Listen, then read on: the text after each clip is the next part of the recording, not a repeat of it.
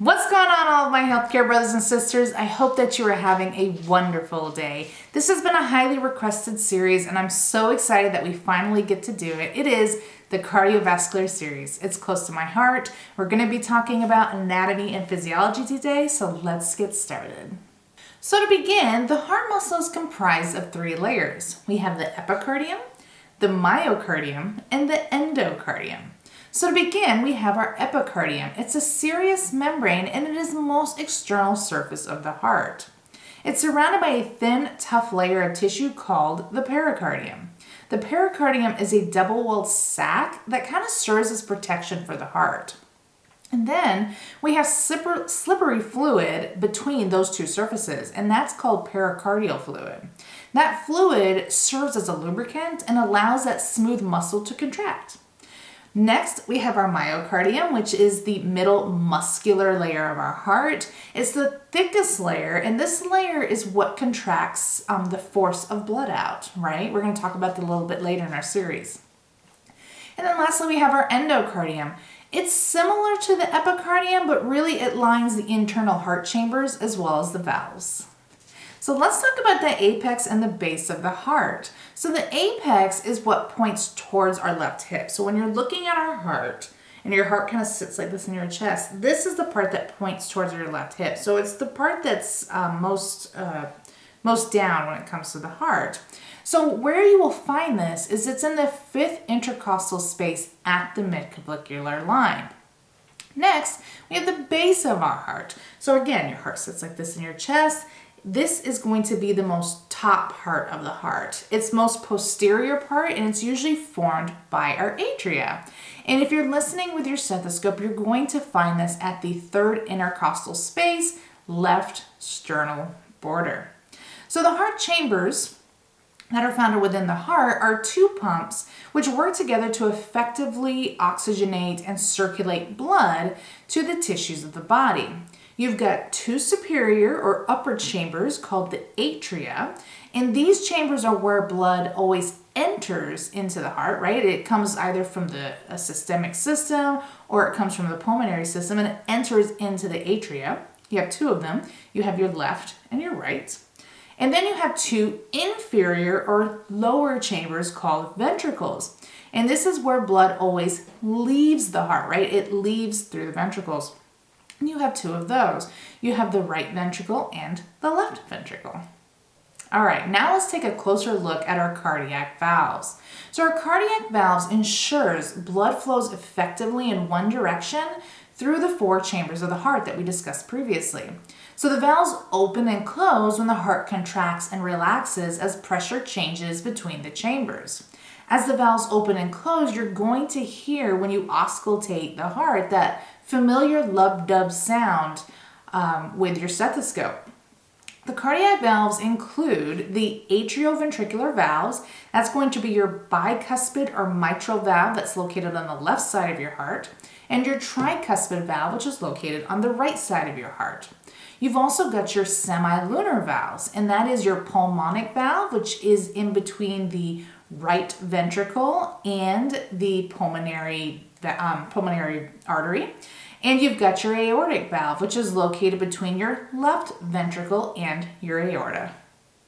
So as we discussed previously, the atrioventricular valves are really great, right? The AV valves are located between the atria and the ventricle, and they're made up of fibrous flaps called cusps.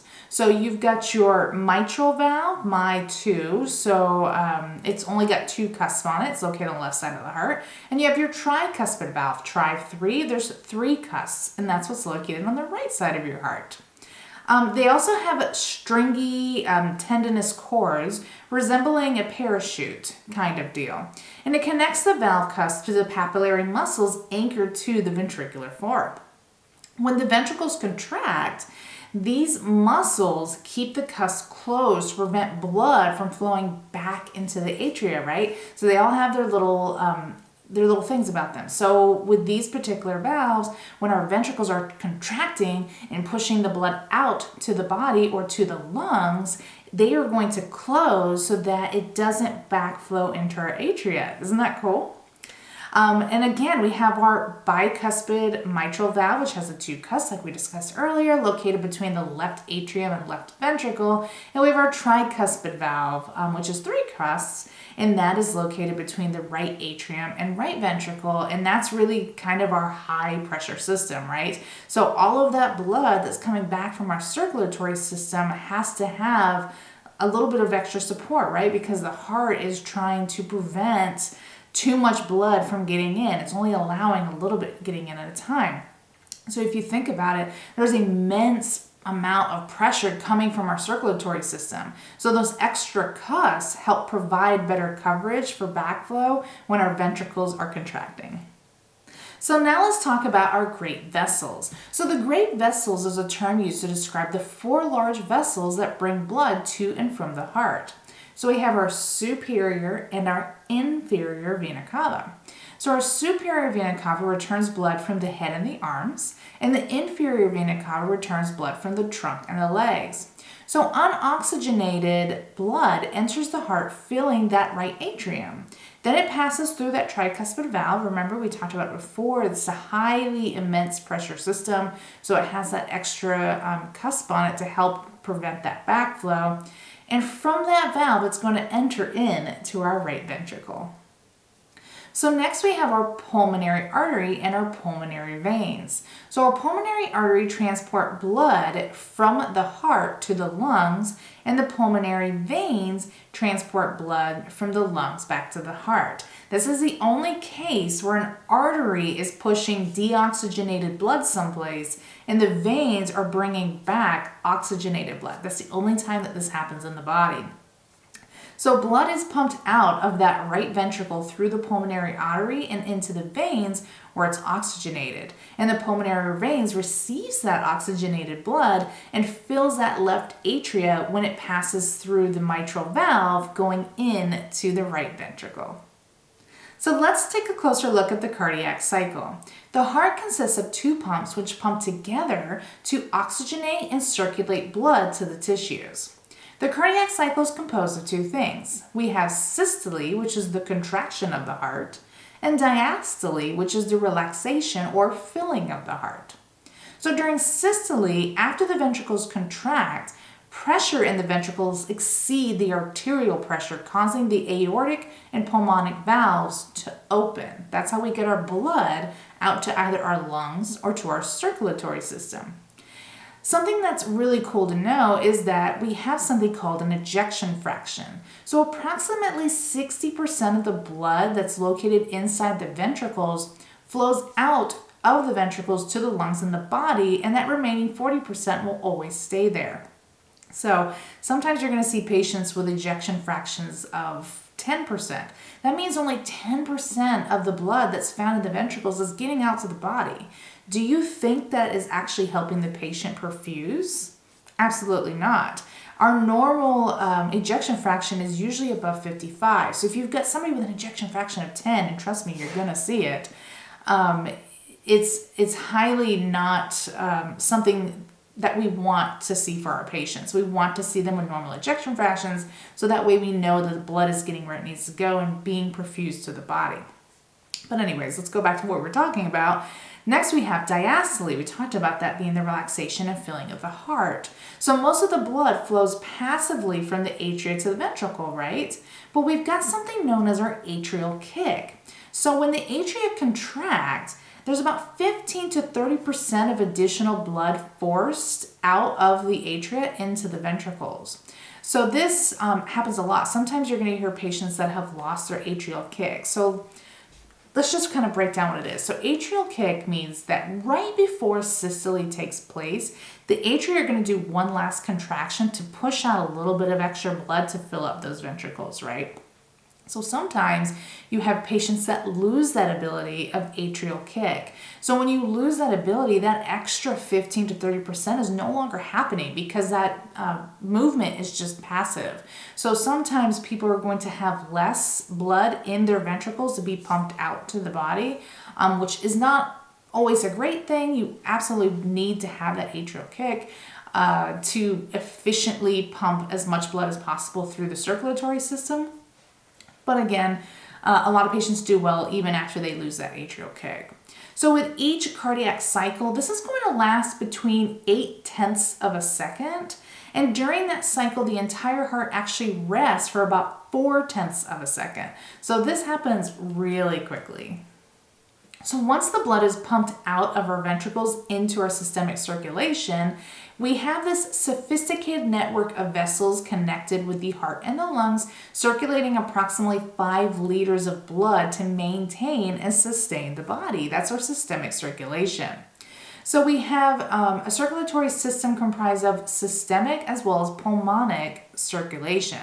So when it comes to systemic circulation, this is the circulation that carries oxygenated blood from the heart throughout the body, including the heart muscle via our coronary arteries. We're going to be talking about that in a later video, so make sure I highly recommend that you check that out. It also carries deoxygenated blood back from the tissues to the heart. So lastly, let's take a look at circulation as a whole. So when it comes to systemic circulation, what is important for you to remember is that it's a continuous system throughout our body. There's no start point and there's no stop point, right? This is just something that continuously keeps happening inside the body.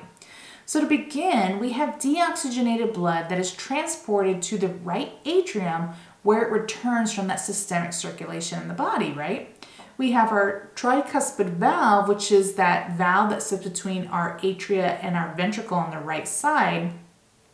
And that is going to allow blood to flow from that right atria into the right ventricle.